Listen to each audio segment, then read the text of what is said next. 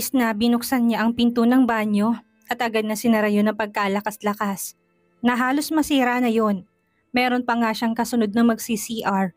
Sana ngunit napatakbo na lang palayo doon dahil sa ginawang iyon ni Stella. Nakakainis! Sigaw niya at nilabas ang pagkainis niya sa pamamagitan ng pagsigaw. Nang makontento siya ay huminga siya ng malalim at naglakad papunta sa lababo na naruroon. Kita niya ang sarili na naging violet na. Wala nang ayos na pinaghirapan niya kanina bago siya pumunta doon. Pag nakita ko lang ulit yun, babae na yun, lintik lang ang walang ganti. Sabi niya at nilabas ang mga gamit sa bag na dala niya. Meron pa siyang dalang make-ups kung sakali man na mangyaring pagkakataon na ganun. Hindi nga lang siya natutuwa dahil ang lagkit niya. Agad niyang inalis ang wig na suot at binasayon sa lababo. Kailangan niyang alisin ang kulay violet doon. Magpapatuyo naman siya, yung gamit ang hand dryer na nandoon. Kumuha na rin siya ng wipes at pinunasan ang mukha niya. Kailangan niyang alisin ang buong makeup niya dahil walang ligtas ang kanyang mukha sa lagkit. Balak nga niyang maligo. Alam niyang may shower room doon kaya walang problema. May dala naman siyang ekstrang damit. Mabuti na lang talaga at Girl Scout siya palagi. Kung hindi, uuwi talaga siya nang wala sa oras. Inalis niya na muna ang contact lenses niya dahil balak na niyang maligo. Naalis na rin niyang kanyang makeup at ang suot na damit. Tanging underwear na lang ang kanyang suot. Ang kanyang wig ay nilagay niya sa may hand dryer para matuyo ito. Iiwan niya ito doon para pagtapos niya ay tuyo na ito at isusuot na lang niya. Maglalakad na sana siya papunta sa shower room. Nang mapahinto siya dahil bumukas ang pintuan sa harap niya at nakita niya doon si Princess na agad nalaki ang mga mata nang makita siya. Naalala niya na wala siyang suot na kahit na ano bukod sa undies niya kaya kaagad siyang napatili-tinila ang trouser. Nasuot niya kanina tinarang sa kanyang katawan. Kanina ka pa dyan, Princess? Gulat na sabi niya dito pagkatapos takpan ng kanyang katawan. You have brown eyes, ha? Natigilan na tanong ni Stella na marinig ang sinabing yun ni Princess. Pagtingin niya dito ikita niya ang gulat sa mukha nito at nakaturo sa kanya. Sigurado ako na ikaw si Queen. Napatapik na lang si Stella sa kanyang noo dahil doon. Gumagana ang hand dryer at nandoon ang kanyang wig na blonde. Wala nang kanyang makeup at nakalugay ang mahaba niyang buhok. Wala na rin ang kanyang contact lenses. Wala na, bisto na siya ni Princess. I will explain it to you. Tanging nasabi niya kay Princess na ikinatango nito ng dahan-dahan. Walang choice si Stella kung hindi ang aminin kay Princess ang katotohanan. Kung sino ba talaga siya at kung bakit siya nagpapanggap. Hindi naman siya makakagawa ng ibang kwento dahil siya si Stella Suarez, ang girlfriend ni Maximus Goldman. Sikat na sikat sila sa buong mundo. Isama mo pa na anuman ang maidadahilan niya sa pagpapanggap at pagpunta doon. Baka isipin lang nito na kinakalaban ni Maximus ang magulang niya. You mean, ikaw ang nawawalang si Stella Moon? Putal na tanong ni Princess na ikinatango ni Stella. Hindi ba halata sa mata ko? Natatawang sabi ni Stella habang sinusot ang kanyang wig. Tapos na siyang maligo tuyo na ang wig niya. Nakapag-makeup na rin siya tulad ng ayos niya bilang queen. Huwag na huwag mong sasabihin kahit kaninong tungkol dito, Princess. Kahit pa sa boyfriend o sa close mong kaibigan. Ikaw lang ang nakakaalam nitong totoo bukod kay Ate Arabella. Kaya kapag kumalat ang tungkol sa akin, ni isang moon ikaw ang pupuntiryahin ko. Napalunok si Princess dahil sa sinabing yun ni Stella. Lalo na't seryoso ito't mahihimigan mong pagbabanta sa boses nito. Ngayon, naiintindihan na niya. Naiintindihan na niya kung bakit siya natalo at ang boyfriend niya. Isa ba naman itong Moon? Wala talagang makakatalo sa panganay ng mga Moon. I just can't believe it. Ang tagal ka na nilang hinahanap. Napabuntong hininga si Stella dahil sa sinabing yun ng babae. Naiintindihan niya ito. Kahit sino naman ata ay ganun ang iisipin tapos malalaman nila na nagtatago lang siya sa harapan ng mga magulang niya. Naiintindihan kita, Princess. Pero may mga bagay pa akong dapat patunayan sa magulang ko. Bago nila malaman na akong totoong Stella. Ano? Tanong nito sa kanya. Para wala na ring tanong-tanong pa si Princess ay sinabi na ni Stella ang totoo sa babae. Pinagkatiwalaan na niya ito. Hindi man magandang una nilang pagkikita at pag-uusap ay pakaramdam niya. Ay totoong nagbago ng babae at sincere sa pagsasorry nito. Isa pa wala naman siyang magagawa kung tatraidorin siya nito. Hindi niya hawak ang isip ng bawat tao. Kaya kung lolokohin siya ay lolokohin siya. Kung baga, it is what it is. Totoo? Yes, kaya please help me to achieve that. Eto na lang ang sukling may gagawa ko kila mama at papa. Tinuring nila ako na isang tunay na anak kaya tinuturing ko rin sila na tunay kong pamilya. Simula nang maging okay na sila ni Sanya ay nagpasya na rin siyang tawaging mama at papa ang mga ito. Kung mabibigyan nga lang siya na kahit sandaling oras para lamang makausap ang mga ito'y gagawin niya. Ngunit huli ng lahat at hindi na niya maibabalik pa ang panahon. Sige, gagawin kung gusto mo basta sasanayin mo kami't ikaw ang magiging leader namin. Biglang naging energetic si Princess na sabihin niyang bagay na yon. Si Stella naman ipakaramdam niya'y na corner siya dahil sa kapalit na gusto ni Princess. Hanggat maaari, ayaw niya na sanang ng responsibilidad. Kaso may magagawa pa ba siya ngayon na malaking alasang hawak ni Princess? Okay, fine. Pagsuko niya sabing kinatili ni Princess at talon sa tuwa. Napailing na lang si Stella at napangiti dahil sa reaksyon nito. Maya-maya pa'y napatingin siya sa phone niya nang mag-vibrate yon. Hey Princess, huwag ka na munang maingay. Pagsuway niya sa kasama niya na ikinatahimik naman ito kagad at sinagot ang tawag. Hello? Yes, I'm on the restroom. Okay, papunta na po. Yun lang ang sinabi niya at binaba ng telepono. Sino yun? Kunot noong tanong ni Princess. Ang mafia leader. Pinapapunta nila ako sa itaas. You mean, ang daddy mo? Pagdi dito sa salitang daddy kung kaya napairap si Stella dahil doon. Yeah, whatever. Sige na, magkita na lang tayo mamaya kapag tapos na doon. Gusto ko rin makausap ang dalawang mong kaibigan at boyfriend mo. Tumango na sunod-sunod si Princess sa kanya at doon na sila naghiwalay na dalawa. Alam ni Stella kung anong dahilan ng pagtawag ng ama sa kanya. Siguradong nasabi na ng kanyang tita Rebecca ang tungkol sa balitang ibinigay niya dito. Katulad ng inaasahan, pagpasok niya pa lang sa loob ay ang tuwang-tuwang mommy niyang sumalubog sa kanya at niyakap pa siya ng mahigpit. Yun ang unang beses na niyakap siya ng ina, kung kaya natigilan siya sandali. Nang humiwalay ito sa kanya, umiiyak ang ina at hindi niya maintindihan ang sinasabi nito dahil sa gulat ng pagyakap sa kanya nito. Yun palang pakiramdam na mayakap ng sarili mong ina. Ang sarap sa pakiramdam. Yung pakiramdam na safe siya at nakauwi na siya. Yun ang naramdaman niya. Dahil nawala na sa sarili niya si Stella, hindi niya napigilan ang kamay at naitaas yun at pinahid ang luha ng ina. Kusa namang napahinto si Amor sa pagsasalita dahil sa ginawa ni Stella na pagkakaalam nito ay si Queen. Don't cry, you're beautiful. Kusang lumabas sa bibig niyang mga salitang yun. Ngunit naging dahilan lang yun para mas lalong umiyak ang mommy niya. Kung kaya't natauhan siya. Hala, pasensya na po. Hindi niya alam kung ano ang sasabihin niya. Mabilis naman nakakalapit ang daddy niya sa ina't inalo ito. Hindi alam ni Stella kung anong gagawin. Mas lalo lang umiyak ang ina niya. Siguro ay ayaw nitong pinahid niya ang luha nito. Nalungkot siya sa isipin na yun. She was just happy. Napalingon siya sa nagsalita at nakita niya doon ang pinagkakatiwalaan nilang tauhan. As usual, katulad ng alam niya nagpapanggap itong isang normal na mafia lang. Ang pangalan nito ay Clark. Katulad ng magulang niya ay marunong itong mag-Filipino dahil required na pag-aralan ng tauhan nila ang lengguwaheng Filipino para sa kanyang ina. Napatango na lang siya sa sinabi ni Clark at tinintay nila na kumalma ito. Nang kumalmang ina ay panayang hingi niya ng tawa dito dahil napaiyak niya ito. Tumanggi naman ang mommy niya at sinabing dahil lang yung sa tuwa niya nang maaring malapit na niyang makasama ang anak. Ngumiti lang siya ng tipid dito dahil malapit na nga. Maging successful lang ang mission ni Sanya ay talagang magkakasama na sila. Ngunit sa kalagitnaan ng kanilang pag-uusap ay biglang nag-vibrate ang suot niyang bracelet. Nagulat siya sa pag-vibrate noon at kagad na napatingin dito. Hindi yon isang simpleng bracelet lang dahil ginawa nila yun na tracker sa oras na mayroong mangyaring masama sa kanila, ipipindutin lang ito at magsisend na sa kanila ng account ang address kung nasa ng taong yun. In that way, alam nila na napahamak to. Si Sanya, agad na naisigaw sa isip ni Stella dahil ito lang naman ang bukod tanging nasa panganib na mission ngayon. Iha, are you okay? Namumutla ka. Napatingin si Stella sa ama niya dahil sa sinabi nito. Naramdaman na niya ang pag-vibrate na cellphone niya at alam niyang sinadinang tumatawag sa kanya. By this moment, siguradong alam na nitong nangyari at inalam na kung nasaan ang kaibigan. Kailangan niyang gumawa ng paraan para umalis doon at iligtas si Sanya. Ano po kasi, meron pa po akong lakad. Huwag po kayong mag-alala. Gagawa ako ng paraan para malaman ng totoo. Babalik ako kagad kapag may information na po akong nakuha.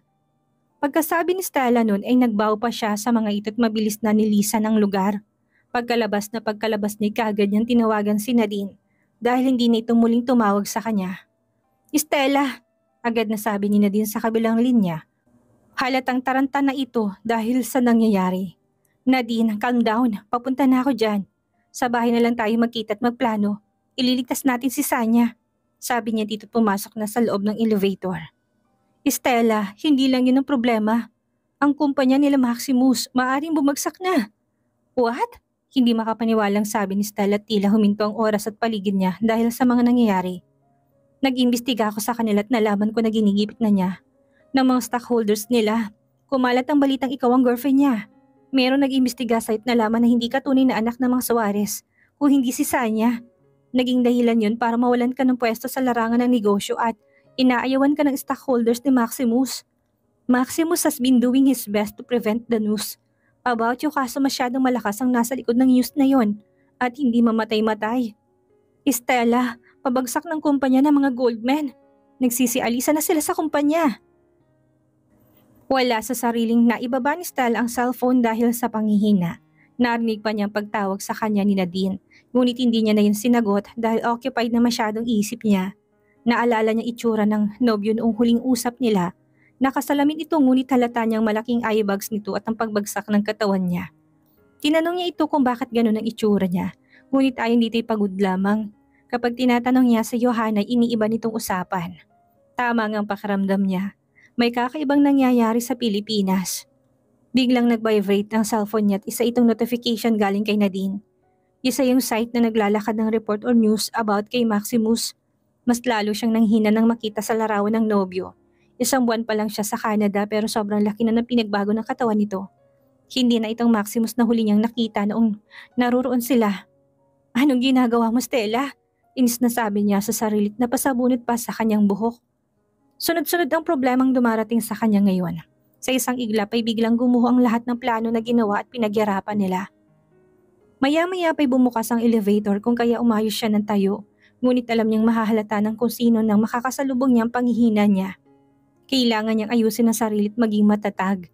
Kailangan niyang umisip ng paraan sa lahat ng problema, hindi problemahin ang problema. Kasabay ng pagbukas ng elevator ang paglitaw ng tao ng tagal-tagal na niyang hinihintay at hinahanap. Pareho pa silang nagkagulatan nang makitang isa't isa. Ate Arabella, Stella, sabay na sabi nila sa isa't isa. Pakiramdam ni Stella nagkaroon ng liwanag ang buhay niya nang makita si Arabella. Meron na siya kagad na isip na paraan para masolusyonan ng problemang kinakaharap nila. Sumama ka sa akin. Bigla na lang niyang hinila si Arabella paalis sa lugar na yun na ikinataka naman ng babae. Bakit Queen, anong problema? Tanong nito sa kanya. Basta sumama ka sa akin. Merong krisis tayong dapat nalutasin. Agad na napaseryosa si Arabella nang marinig niyang salitang krisis. Kasabay ng pagbalik ng kanyang alaala. Ganito, kapag hindi naging magtagumpay ang plano natin o sakali man na magulong plano, krisis ang tanging sasabihin natin. Dahil na rin maaring nasa labas tayo at maraming pwedeng makarinig. Hindi pwedeng diretsang nasira ang plano sasabihin natin. So krisis ang sasabihin, okay? Okay, Stella. Ibig sabihin ay nagkaroon ng problema sa kanilang mission? Ngayon lang naalala ni Arabella na nasira nga pala niyang bracelet na binigay ni Stella sa kanya dahil meron siyang ginawa, dahilan para masira ito at hindi na gumana pa. Habang paalis sila sa lugar na yun ay nakita niya si Princess. Kasama ang boyfriend nitong si Prince na hindi sila napansin. Kakaibang tinang binigay sa kanya ng babae, ngunit inilingan niya lang si Princess at inusong boyfriend ito bago tuluyang makaalis sa lugar na yon. Kitang-kita ni Princess ang nagmamadali sa Stella at Arabella paalis sa kanilang hideout. Napabuntong ininga na lang siya dahil sa naging reaction ni Arabella sa kanya. Napatingin siya sa boyfriend na nakangiting nagkukwento sa kanya at mayroong tinuturo pa sa isang parte. Ngunit wala doon ang atensyon niya. Simula nang magkausap sila ni Stella kanina sa banyo, ay hindi na siya mapakalit na babagabag ang loob niya.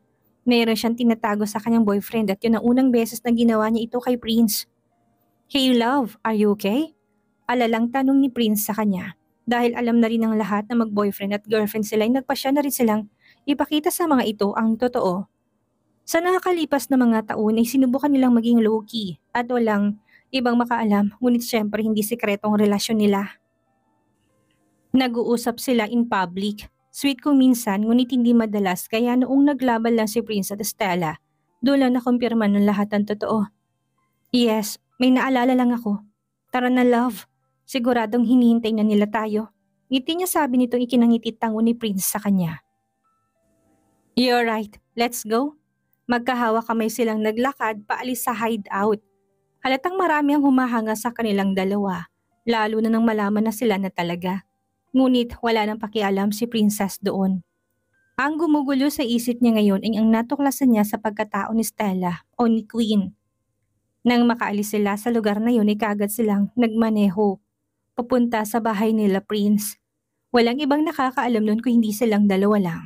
Kahit ang kambal na close niya hindi alam ang totoo nitong katauhan. Habang nasa loob sila ng kotse, hinilis na ni Prince ang suot na wig at ginulo ang tunay nitong buhok. Tinulungan niya pa ang boyfriend sa pag-alis ng disguise nito at sa voice changer na suot niya. Ah, it's good to be back as me. Ngiting sabi ni Prince o ang tunay na pangalan nito ay Zephyr. Ang dating brown hair nito ay naging itim. Ang itim na mata nito ay naging brown. Ang mukha nito ay wala ng nunal at lumabas ang itsura nito na malaki ang pagkakahawi kay Stella. Yes, ang boyfriend ni Princess ay walang iba kundi ang bunsong anak ng mga Moon, si Zephyr Moon. Maraming nangyari bago maging tuluyan na sila ni Zephyr kung kaya malaking pagtitiis ang ginawa nilang dalawa. Hanggang sa maging ayos ang lahat at magkasundo sila sa mga bagay na dapat at hindi dapat gawin. Siyempre sa tulong ng magulang ni Zephyr ay nadaan sila sa tuwid na landas. May pagkasutil kasi sa Zephyr. Sobrang bulakbol. Kaya rin nawala si Arabella dahil nawala na naman ng ilang araw si Zephyr. At siyempre pinagtatakpan siya ng kanyang nobyong si Princess. Magkasundo ang dalawa. Kaya nga sumasakit ang ulo ng mag-asawang Moon sa dalawang ito. Pero kahit na ganun ay mahal na mahal sila ng mga to. Love, nandito na tayo. Natauhan si Princess nang marinig niya ang boses ng boyfriend at pinagbuksan siya nito ng pinto. Ang tunay na pangalan niya ay Cess, short of Princess.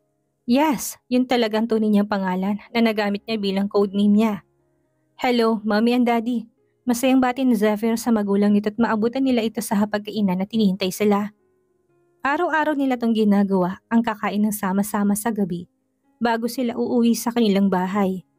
Yes, magkasama na sa iisang bubong si Princess at Zephyr. Bagay na isa sa napagkasundaan nila sa nakalipas na mga taon. Hello, Mom and Dad. Ngiting bati niya sa mga ito. You look pretty as always, Cess. Ngiting sabi ng daddy ni Zephyr sa kanya. Ni minsan na hindi siya pinagsungitan o pinagbuhatan ng kamay ng mga ito. Kahit nataasan siya ng boses ay hindi nila ginawa kung kaya nga mas ginusto niya na makasama ang pamilya ng boyfriend niya kaysa sa kanyang tunay na pamilya. And you look handsome as always, Dad. Masaya siyang puri. Pabalik dito ni kinatawa nilang pareho. Naku, nagbulahan na naman po silang dalawa. Iiling na sabi ni Zephyr. Hayaan mo na sila anak, ganyan sila mag-utuan. Sagot ng ina nito sa kanya na ikinatawa nilang apat. Yun ang dahilan kung bakit hindi matahimik ang isip ni Princess. Paano nga ba magiging tahimik kung ngayon ay nasasa kanya ang sagot sa matagal na nilang hinahanap na si Stella, ang ate ng kanyang nobyo. Alam niya kung anong hirap at sakit ang dinanas ng pamilya nito. Mahanap lang si Stella. Lahat na ng pwedeng gawin ay nagawa na nila. Ngayon tinatago niya ang katotohanan sa mga itipakiramdam niya'y malaking kasalanan ng kanyang ginagawa sa kabila ng kabaitang ipinapakita nito sa kanya. Okay ka lang ba, Cess, anak? Kanina ka patahimik. Biglang tanong ng ina na Zephyr na kainupo ng ayos ni Princess. Medyo masakit lang po yung ulo ko. Agad niyang sagot ni ikinahawak ni Zephyr sa kanyang kamay at punong-puno ng pag-aalala ang mukha nito. You should have told me earlier, love. After we eat, we will go home na, okay? Sabi ni Zephyr sa kanya. My son is right. Magpahinga na kayong dalawa at kalalabas niyo lang palang ng klinik. Pagsang-ayon ng daddy ni Zephyr sa sinabi ng anak. Yes po, Dad. Wag po kayong mag-alala. Okay lang po ako. Ngiti niya sabi sa mga ito kahit ng totoo. Ay hindi. Nagsisinungaling siya sa mga ito. Hindi niya alam kung hanggang kailan niya maitatagong katotohanan sa mga mahalagang tao ng buhay niya. Anong nangyari? Tanong ni Arabella nang makapasok sila sa kotse at nagmaneho sa Stella paalis doon. Nahuli si Sanya.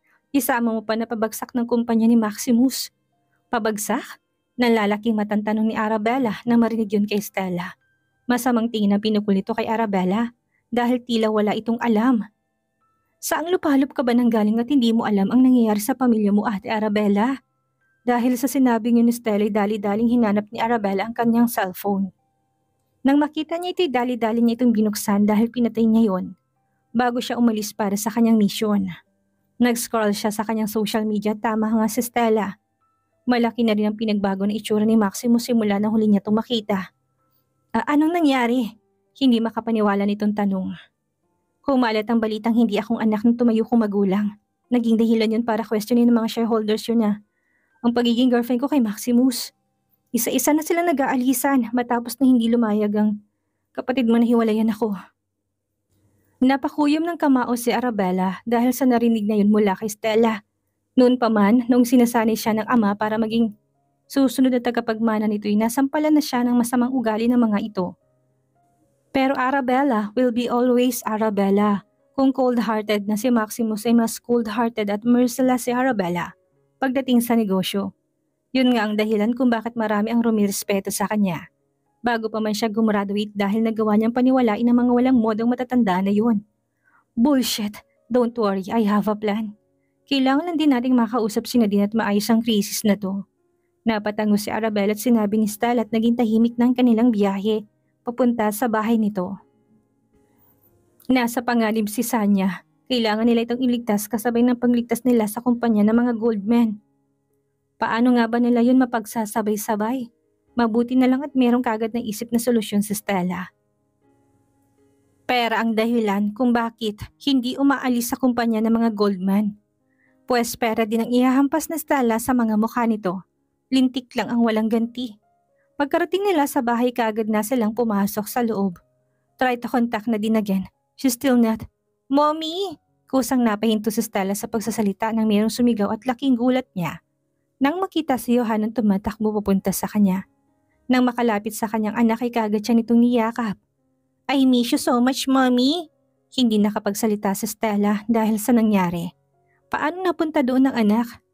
Stella, napatingin siya sa nagsalita at nakitang kasunod na niya si Nadine na mayroong lalaki. Ang lalaking isang buwan na niyang hindi nakikita at nakakasama. Ang lalaking inaalala niya dahil sa laki ng binagsak ng katawan nito. Maximus? Tawag niya dito at sumilay ang ngiti sa payat na mukha ng lalaki. I miss you, my love. Kusang lumabas sa bibig ni Maximus ngunit mahalata mong pagod sa mukha nito. Samantalang sa kumpanya naman ni Maximus ay kanina pa ito hinahanap ni Lance at Jo Marie.